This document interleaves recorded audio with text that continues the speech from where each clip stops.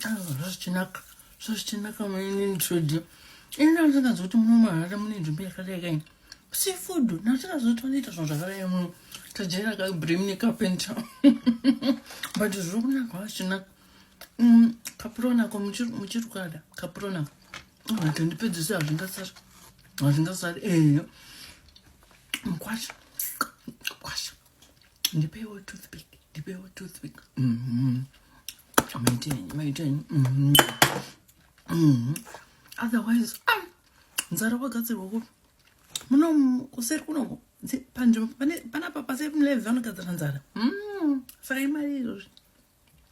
hazviri reasonable maitenyi mambotibudisa na baba mukuru wako aramba kubuda